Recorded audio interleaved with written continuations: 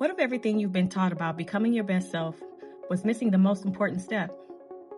Not motivation, not discipline, not vision boards. Knowing who you actually are. Because here's what most people don't realize. Self-actualization isn't self-improvement with a prettier name. It's something more profound and far more uncomfortable. It is the final boss of self-awareness. We live in a world that has made becoming the best version of yourself a billion-dollar industry. And yet, most people chasing that version of themselves have never stopped to ask the most fundamental question. Who am I beneath the conditioning?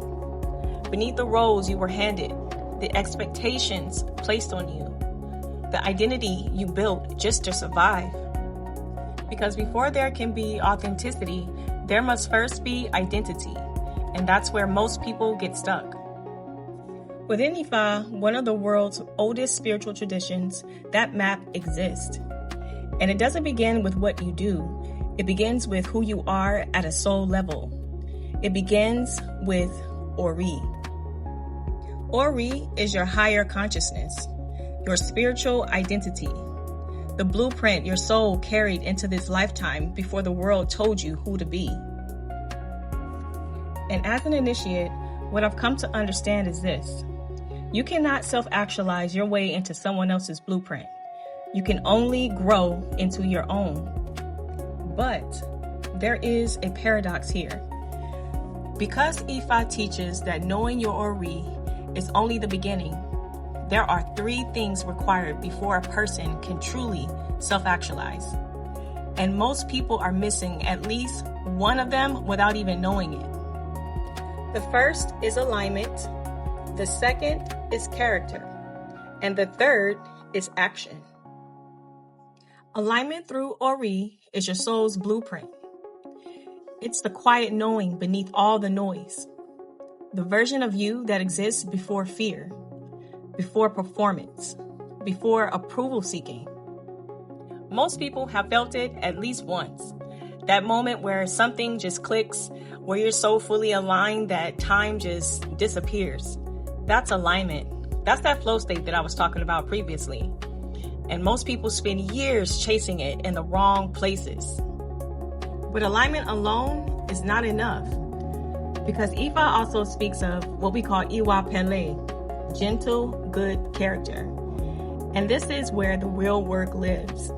Your discipline, your patience, your honesty, the way you show up when no one is watching.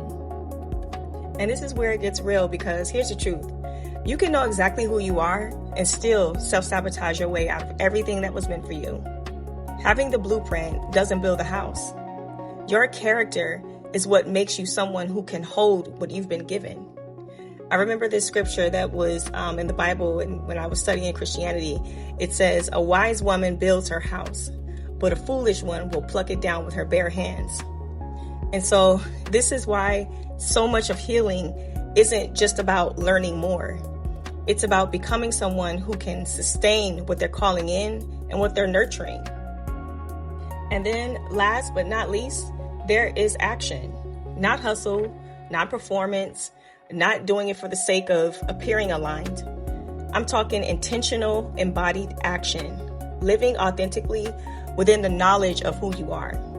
Because knowledge is one thing, but living in the full expression of it is something completely different. When someone is initiated into Ifa, their Odu, their destiny is revealed, along with their gifts, their strengths, their challenges, the things that belong to them within this lifetime. And at that point, it becomes less about knowing and more about becoming. And here's where something interesting begins to happen.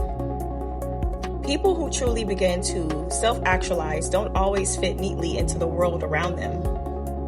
Because once you start living in alignment with your authentic identity, once you stop shrinking, once you stop the performing, stop outsourcing your sense of self, you will inevitably begin to question the conditioning that has shaped your life.